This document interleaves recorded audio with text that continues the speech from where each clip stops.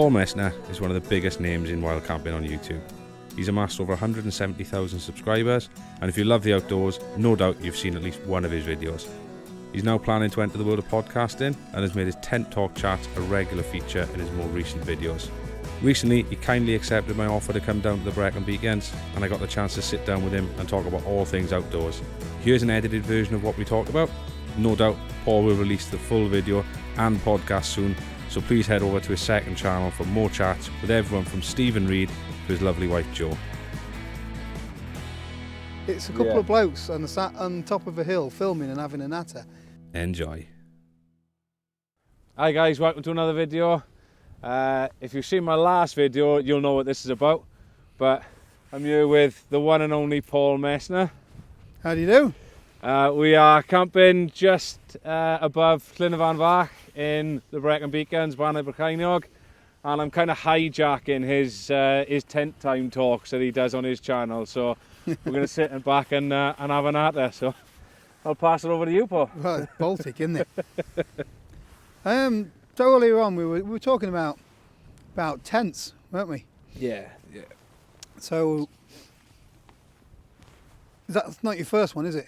What was your first tent? No, so well, my first tent was actually a Coleman Cobra 2, which I bought when I did the coast to coast, because there was two of us, me and my brother. They were right did then, though, a bit like the Van Gogh Banshee. Yeah, they're pretty much a carbon copy, but I was going to buy the Banshee, but the reason I went for the Cobra 2 is because it's slightly lighter, because it's only got one door. Yeah. Which I didn't really mind, because it was only me and my brother using it. And then after that, then when I started getting more into wild camping, and I started the YouTube channel sort of properly, as it were, I got the Zephyros 1 compact from Wild Country, which I thought was the bee's knees when I first got it. It ticked so many boxes for me about what I wanted, but before I got that, I was tossing up between that one or the Helm 1, and I ended up going for the Zephyros because it was lighter. Yeah. And then after 3 or 4 uses, there was just too many niggles with it that I didn't like about it. No pockets in it, the fact you couldn't sit up in it. Yeah, it's quite low, isn't it? Yeah. So then I ended up going for the Helm 1, which I've got with me today. Very nice. So I've recommended that tent loads of times to people. It's a great little tent. I've seen it hold its own against Hilleberg solos in like 40, 50 mile an hour wind. So I'm impressed with it. Yeah, I'd be confident with that type of wind on it. I've never had it up to that sort of wind, because I don't go looking for that sort of weather when I'm camping. But yeah, I'd be confident in it. But I just know, as it ticks so many boxes for me now. Yeah. But I mean, you probably know more than anyone the amount of tents that you've gone through. Well, I've had 1 or 2. So the list is I'll find some kind of niggle ongoing. The thing is, it's not about niggles. It's about different tents for different situations. Isn't it? Yeah. You know, there isn't one that can tick every single box for you. You know, if you want a lightweight tent for, like you've done the coast to coast, haven't you? Yeah. And it might be perfect for light loads, for carrying long distances, but it might not be the best one for winter in the snow. So it's horses for courses. Yeah, my theory is you need lots of tents to cover all eventualities. Yeah, a land shan up here would probably not be much fun. I wasn't expecting this much wind, to be honest. It's windier than I thought. Yeah, it's colder. Yeah, definitely colder. So what got you into wild camping? It was the coast to coast. So I did that 3 years ago, I think now it was. And then because we said we were going to do that, I looked into wild camping, because the plan was to camp on the route as much as possible. Yeah. Yeah, I mean, that was kind of my first entry into it. My first ever wild camp was actually on the coast. Okay. I didn't do it before that. So you've planned this trip today. So thanks for inviting me along. Thank you for coming, to be honest. I've had nothing to do with it. So what was your process when it came to planning this trip? So I've been up here a couple of times before, and considering you've never wild camped down this neck of the woods before. I've not here. So I've been to I've camped just below Penny Van. You'll get it. You did it. Yeah. You did it. Okay. Penny Fan. Yeah, camp below there. But I've that's been the only teaching time him in Welsh all day. It's the only time. I've been teaching you English all day. Yeah, but Brack and Beacons isn't somewhere that I've been before, and to be fair, I've been blown away again today, especially because we've had all the views, haven't we? It's Yeah, been crystal and clear. that's kind of why I picked this area, because this is probably the most scenic spot and the most photographed spot in the entire Beacons, but it is relatively quiet. So you found us a nice spot to park. Chuffed with that, because that is always one of the worries when you come wild camping, I find, is where am I going to leave the car? Sometimes I walk a lot further just for that security of having somewhere safe to leave the car. Great spot, and then you've plotted a route, or have you walked the route beforehand? Yeah, I mean, I've walked up this exact route, actually. I have walked a couple of times.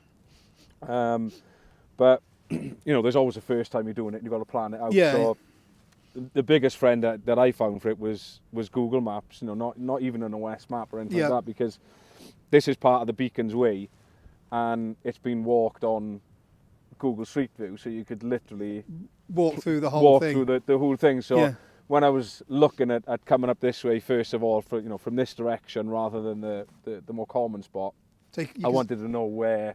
You can see actual spots to camp as well, can't exactly. you? Yeah. So Google Street Maps. Told you that before in a video. It's good.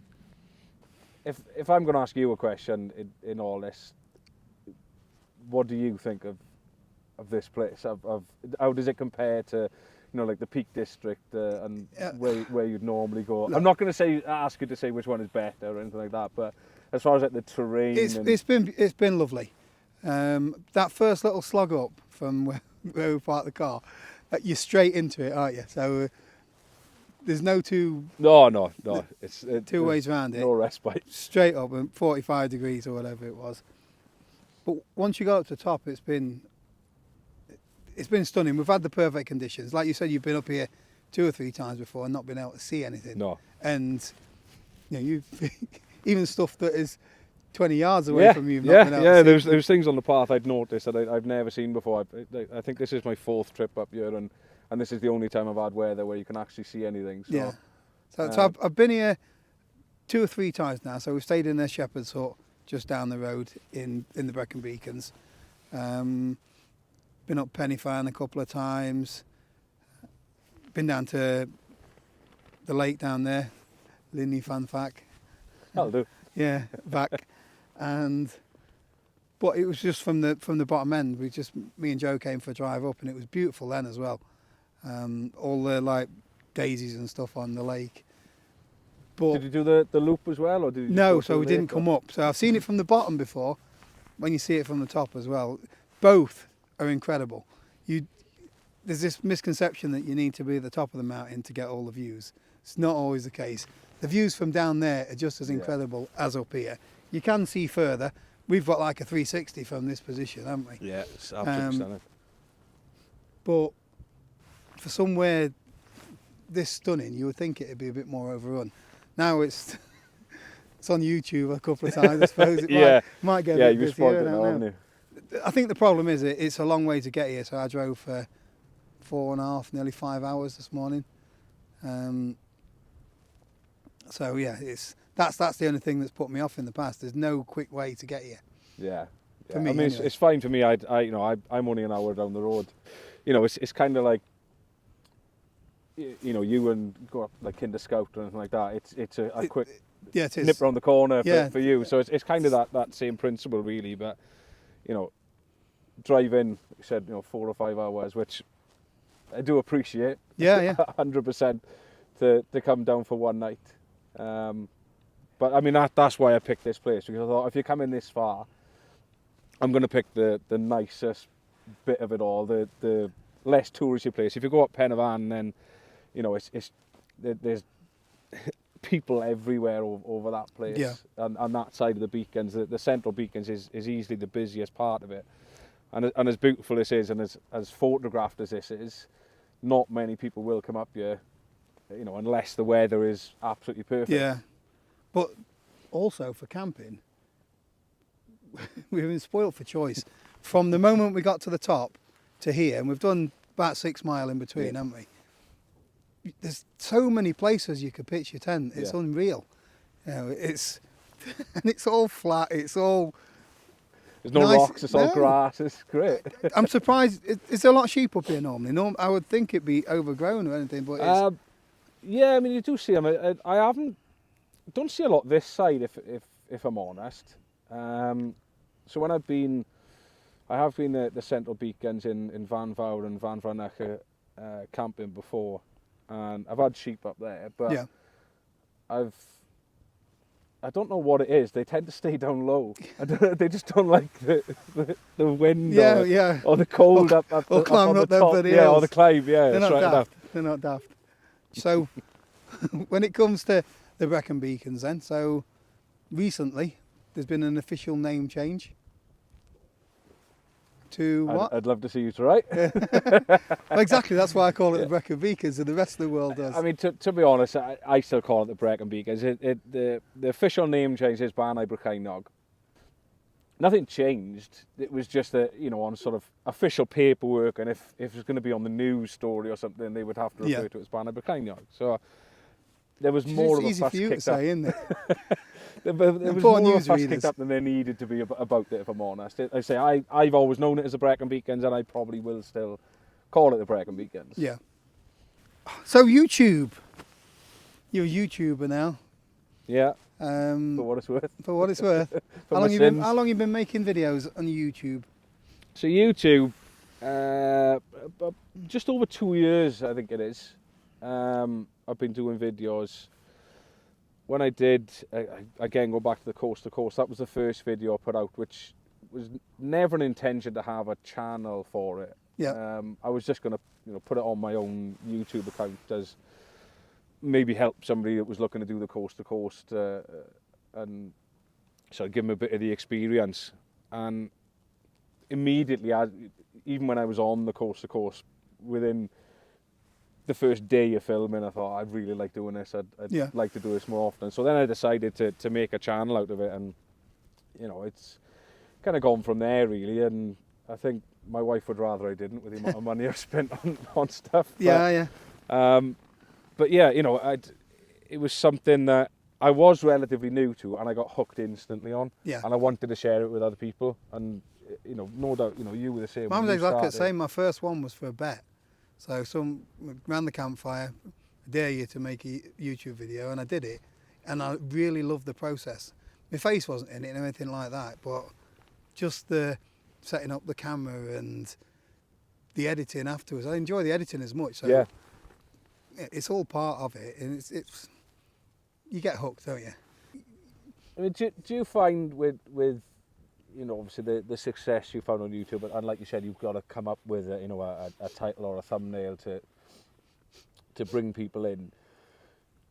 Do you find that if you didn't do that, you wouldn't get the views? Because you've got so many subscribers, you're still going to get a certain amount of views anyway, but do you still always chase the extra people that haven't found you yet? I try and make a title and a subject that is going to be, I think, interesting to watch. Not everybody will.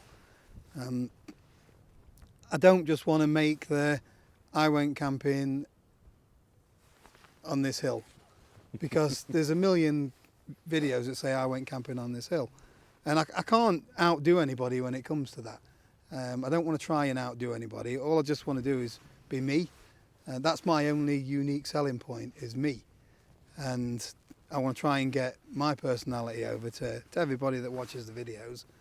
And some people will like it, some people won't. But I know when I watch other people's videos, I can relate to them. So I'm kind of hoping that some people can relate to me as well. So that's the way I'm going. It's more organic. I'll lose some subscribers from it, because it's not just about the gear and just about the camping in storms and all of that kind of stuff. Although I could call it camping in Baltic winds today, because it is. Yeah. But yeah, I don't want to do that anymore. I just want to be me at the end of the day. The more natural things are, it does come across. You Yeah. know, if somebody was sitting here chatting to you or chatting to me, whichever way around, but wasn't being genuine or honest or anything about it, it would come across straight away. Yeah.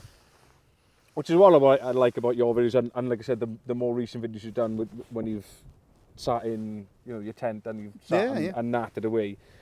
I wish I was sat in my tent now. But we see more of you.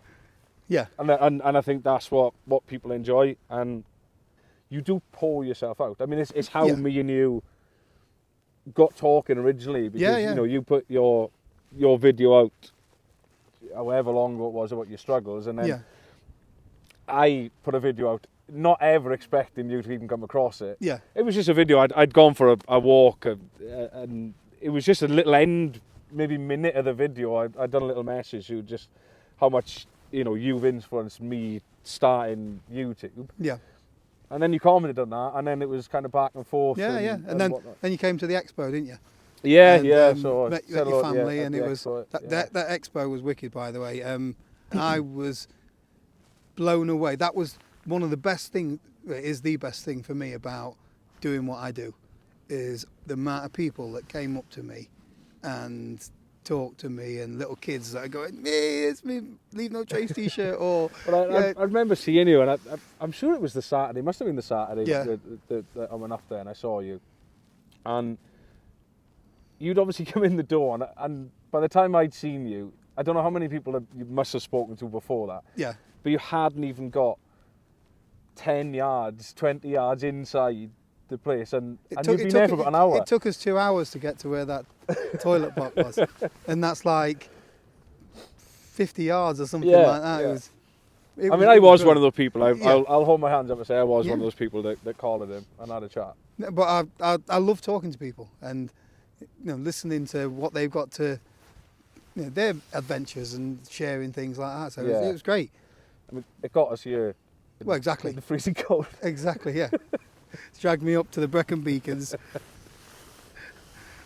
9 hours of travelling, at least. 9 hours of walking. At least it didn't rain. It was forecast to rain. Yeah. It hasn't rained much. Yeah. So it rained for about 2 minutes, and it was coming down pretty quick. And here's me trying to faff with my poncho and stuff, and it's still set up as a tarp from the last time I went out with it. And I'm trying to undo the knot, and by the time I'd got it on my head, it stopped raining. Yeah, I'd had my bag off, my coat out, my coat on, and my bag back on. He stood there laughing at me. They're the things that don't make the videos. Which they should do. Yeah. No, I didn't have my camera out. I wasn't expecting to make a fool of myself. So back to the tents. So if money was no object and you could have any tent you wanted, what would you have? Which one would you pick?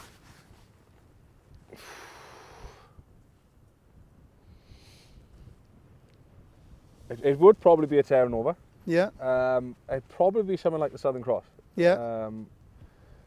I think that, again, the boxes it ticks. Yeah. There's a lot of pluses in it. The one or the two? One person or two? That's the thing. The one's a tight space. So it's all right if you just want to get your head down and it will see out any storm.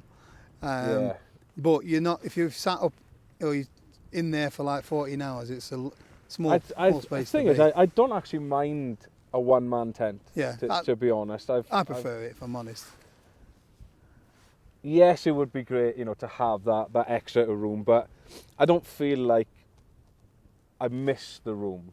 Yeah. You know, in the helm, for example, you know, you've got that little side zip. Yep. Which gives you that little tiny bit of sort of storage space.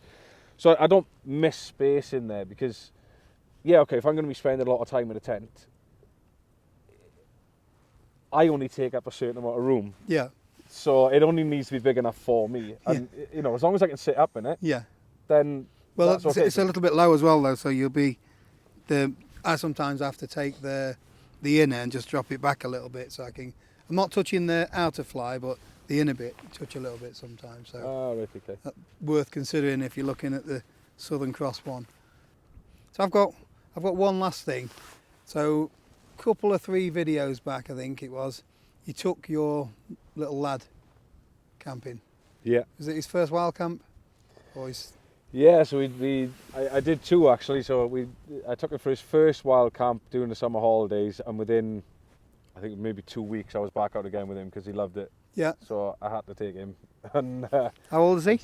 he's 6 now, so he's actually going on his first camp without me. So Is he nicking all your gear then? no, I went and bought him new gear. I wasn't about to be giving him my ram or my thermarest and things like that. So Oh dear. I took him to Cotswold Outdoors in Cardiff. Yeah, and, you bought him a Trekology one. no, he will use some of my gear. Don't get me wrong, he will use some of it. Yeah. But yeah, things like a sleeping bag for him. Yeah. A junior fits him, yeah. one and things like that. So But that makes a difference as well, because you mentioned he was cold, didn't you? And yeah, if his bag's a bit too big for him and there's too much space in it, it's hard to heat the amount of air around it. So basically, the sleeping bag is just trapping that warm air there. So you want something that fits you. yeah, and the bag I've got him as well. Like I can't remember what one it is now, but the bottom of it, you can actually fold it inside itself and zip up, so it goes even smaller again. Oh, so it'll grow with them as well, which is brilliant. So, yeah, because like I said, like you said, when we went out before, he was cold. He was in my rab, and he still felt cold. It was probably more to do with the tent than anything else. The second time we went, I took the Nature Hike Cloud Peak 2. 4-season tent? The 4-season tent, yeah. But I just think the amount of space, the gap between the fly, the amount of mesh in there was very drafty. I mean, we were in the middle of August, so the temperature wasn't anything you should have been worried about. But even I noticed it. Yes, I gave him my warmer stuff. Yeah. So I was in my sort of cheaper, more budget gear, but even I noticed the chill coming through. So hopefully, when he goes away on his own now, he'll be in a tent with less mesh. So. I don't know what it is. So like Joe's, when I take her camping, she can have my Thermarest X-Therm, which is like sleeping on a radiator. I can put her inside an Alp Kit Sky Eye 600 bag, which is rated down to -6, and then chuck a quilt on top of it as well. And she's still like shivering. She doesn't get on with the cold. Yeah, she says she needs a -40 bag if she's going camping again. But I'm quite a warm sleeper, to be honest. So the fact that I've got that stuff is more belt and braces than anything else. And I've been in the kit I've got tonight in Sub-Zero and literally in a t-shirt. Yeah. But my missus is exactly the same. If she was out camping, not that she does wild camp or anything like that, but she does like going out in a tent and campsite and things like that. She loves all that, but she's got to have a big massive blanket and a nice comfy mattress and things like that. And I don't know if it's a women thing, but they tend to be colder. Yeah, they do sleep colder. So surprisingly, sleeping pads that they make, so that they do a women's like X-Lite or whatever. It's got a higher R value, so they put more insulation in for women because they sleep a little bit colder apparently. So surprising, but fun fact for all you kids out there. Fun fact. Thanks for the chat, Darren. Yeah, thank you very much. I'll probably see you in a bit. Yeah.